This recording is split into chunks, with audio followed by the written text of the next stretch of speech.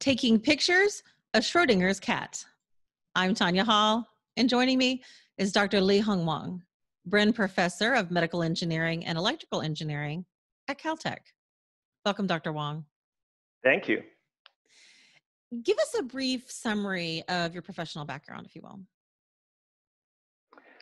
I'm a medical engineer and electrical engineer. You can call me a applied physicist or even a physicist. We develop all sorts of imaging modalities. We built world's fastest camera. We can image photons in real time. When they fly in space, we can record them in real time. We also built the deepest penetration optical cameras. For breast imaging, for example, we can do a single breath hold breast imaging of cancer. And that's a separate topic on another day. I do want to talk about this camera. You and your colleagues, as you pointed out, just invented the fastest camera in the world again. Tell us the story behind these accomplishments. So this camera can image at 70 trillion frames per second. In fact, several years ago, we built the first generation. We call this compressed ultra-fast photography. The standard camera will not give you a speed faster than maybe kilohertz or at most megahertz. Even then, there are very limited number of frames. And so we want to go beyond that. We want to capture much faster phenomena. Of course, the fastest phenomenon we can think of is light speed. If Einstein is still correct, nothing can propagate faster than the speed of light. And so we want to reach that limit.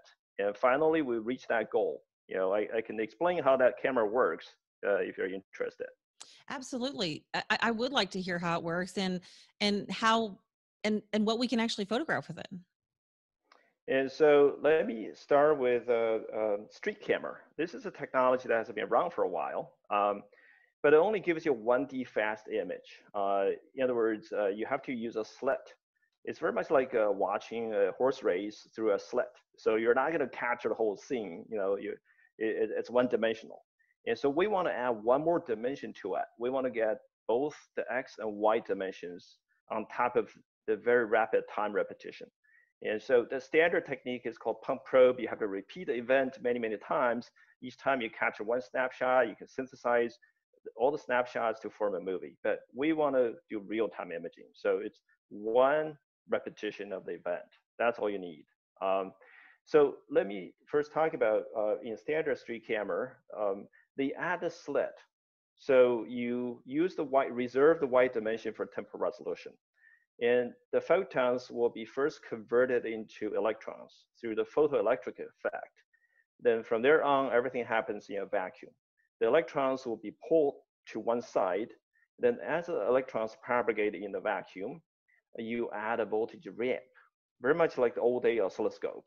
And so you're going to steer the electrons. Depending on the time of arrival of the electrons will be steered to different angles.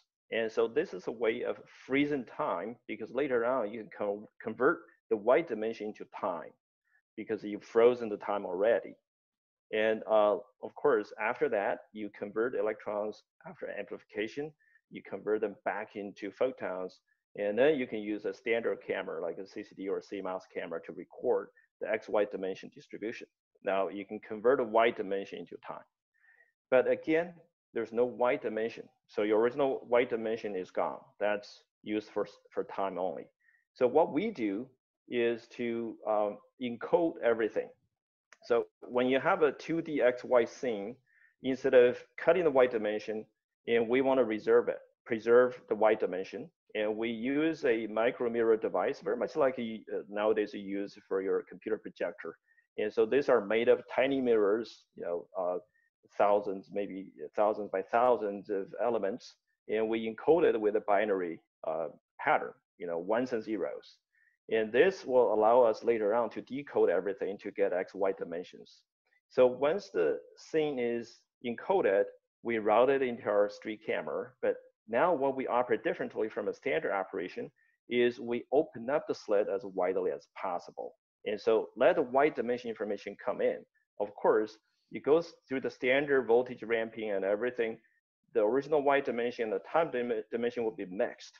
And this is why we encode the original scene, because the encoding allows us to decode the white dimension and separate it from the time dimension. So as a result, we can use a technique called compressed sensing. It's a mathematical technique that has been very useful in all different disciplines, but this is the first time we use it for ultra-fast imaging. And so by using the compressed sensing technique, we invert our energy matrix recorded by the standard 60 or CMOS camera, then we get, all of a sudden we get a movie. And now you got both X, Y, and time dimension. Our first generation achieved 100 billion frames per second. Our second generation increased by a factor of 100, reached 10 trillion frames per second. Our most recent generation increased the speed by another factor of 7. And so you can use this to image a lot of different things. We've demonstrated Mach cone, very much like, if you look at a supersonic jet, you're supposed to hear this sonic boom. When I stand here and talk, I'm going to emit spherical waves. The sound waves is spherical. But if I travel supersonically, the sonic wave I project is going to be like a cone structure, right? That's called a sonic boom or a supersonic Mach cone. There is a photonic counterpart of that, to image the supersonic Mach cone, because the speed of light is 5 orders of magnitude greater than the speed of sound. We can use light to capture everything. But if you want to image the optical counterpart, and there's nothing faster, you have to use light to do it. So we use our camera for the first time to capture the optical counterpart. We call that superluminal Mach cone. This is a light speed propagation of a cone structure. We capture it in real time with a single shot of event. Very much like a Cherenkov radiation that we learned in college physics. And so that's very much fundamental physics. And we also implemented phase contrast version of it. Instead of just image intensity, very much like our eye. Our naked eye sees intensity contrast only. And of course, half a century ago, there was the invention of phase contrast. And we incorporated that mechanism into our camera. Now we can see phase contrast at a very high speed, at light speed. And now we can see shock wave propagation. This is, in real time, something that you cannot see with naked eye or with even standard camera, because this is phase contrast, first of all, and it's too fast anyway. Previous methods requires repetition. And more recently, we demonstrated ultra-fast light propagation in a nonlinear crystal. So there's some nonlinear effect that's really hard to see previously, and we capture that for the first time. And so in general, if you want to think about this, we've accelerated speed by orders of magnitude from the standard technology. And so we fill that gap. And our speed is scalable, it's adjustable, because by changing the voltage ramp, we can scale down the speed. If you have a particular event that requires a lower speed, we can accommodate, because this is continuously tunable over a very broad range, many orders of magnitude. From the spatial perspective, you can think about microscopy as well as a telescope, right? So the front optics is up to us how to adapt. So if we couple this with a microscope, we can apply this to biology, any other material science. Now, if we couple this with a telescope, even like a Hubble telescope or any other, outer space telescopes, we can gaze into outer space, and hopefully we can, have fast events that we can observe both spatially and temporally.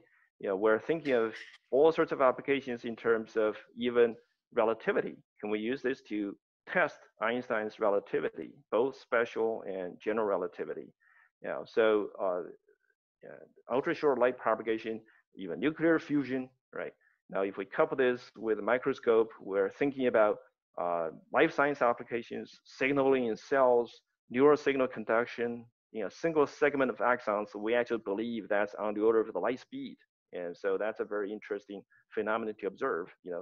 Way our signals in our body has light speed propagation, but nobody has observed that because there are no tools. Photon transfer in biological tissues, fluorescent decay, because we can see fluorescence decay in real time. As the molecules decays, the fluorescent signals, we have monitored that directly without repeating the events many times. Some civilian type of applications, LiDAR, we can make a single shot LiDAR, right? So think of driverless cars in the future. We need really sophisticated imaging devices. We want to see through fog, right? So LiDAR can potentially help us. Your eyes will not see through fog, but LiDAR would. So we can do LiDAR with a single shot, where standard LiDAR requires a lot of repetitions. And so we can provide a lot more information than just standard LiDAR techniques. How to study photon transport in clouds, right? So communication through clouds, and you can think of other applications. How to miniaturize semiconductor technologies, right? So maybe we can provide information there as well, because think of anything light speed or anything slower, even combustion. We're thinking of combustion chambers, how to optimize the efficiency. So I've seen video clips where you actually imaged photons. Are there quantum implications of locating a photon in space-time? That's a great question. We are actually thinking that direction, because for the first time you can see photons, right? You can see photons in real time, and we can probably zoom into microscopic scale at the same time capture the events at light speed, and perhaps we can reveal some of the quantum phenomena and demystify some of the mysteries. There are so many mysteries in quantum physics. At 70 trillion frames per second, doesn't data storage become an issue? It's a great question. So there's conservation of energy in essentially a lot of events. If some events happen really fast, usually they don't last very long, because otherwise it's going to take a lot of energy. Like atomic explosion, right? So that's a very fast event. It's not going to last forever, right? That's going to consume too much energy. And so nearly all fast events end really fast as well. So you don't need many frames. So the number of frames is very limited. You just condense your movie into a much faster version. So your total storage does not need to be very high. And so usually we store maybe about 1,000 frames per movie. So just everything is condensed.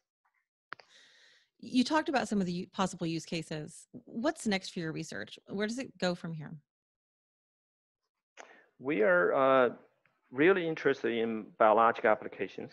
And so one of the applications we're doing right now is to look at a myelinated axon. We're talking about a single strand of axon between two nodes of runway A. So these are like one segment of myelinated axon is like a coaxial cable you have in the lab.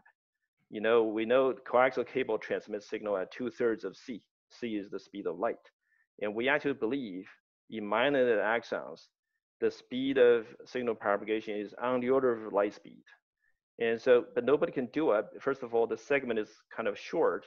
And then of course you got nodes of runway A. The nodes of runway A is like the recharging station. Your signal propagates in a hopping fashion. So you propagate really fast, then you recharge at the nodes of runway A, then you hop. So we want to measure the exact hopping speed, and nobody has measured that before. And then we're also interested in imaging a neural network.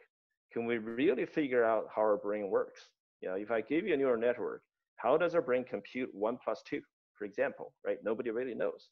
And so if we can track the signal propagation, using this fast camera, right? We actually have to slow down our camera to capture that, but standard technologies have trouble capturing this. And so how a neural network connects, how they propagate signals, how they do a certain type of task, and maybe we can help decode how our brain works that way. And we're also very interested in physics, as you pointed to.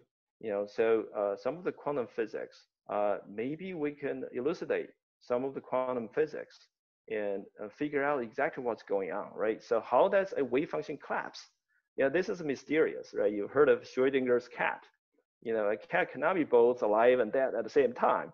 And, it has to be one or the other, right? So physiologically speaking, it has to be. So what is that? We need to figure out, human race needs to figure out what's going on there, right? So to advance to the next stage, and we cannot stay fuzzy forever. So entanglement, another huge mystery, right? So Einstein said, that's spooky action at a distance. God does not play dice. What's going on there? And that's still very, very mysterious. Can we use our technology to help figure out? Because we can image so fast, right? If any technology can image that kind of events, we should be able to the first one, because we can actually image superluminal event. we've tested it in the lab, and this is of course not a real signal propagation. If you have two lines, two reflectors, we can shine light at an oblique angle, and the two reflectors will reflect signal really, really fast. And if you look at the apparent speed, that apparent speed is greater than the speed of light, and we can capture that event as well. So if there's any superluminal, meaning faster than the speed of light event going on, we should be able to capture that. Dr. Lihong Wang, Brin Professor of Medical Engineering and Electrical Engineering at Caltech. If somebody wants to connect with you, maybe they want to find out more about this camera or just more about your work in general, what's the best way they can do that? I think the best way is to visit our lab's website. You can Google my name, it'll pop up my website automatically. It's also CoilLab, COILAB.caltech.edu. And thanks for coming on and joining us to talk about your technology. If you guys want to connect with me, you can do so right here or go to tonyahall.net. Thanks for watching.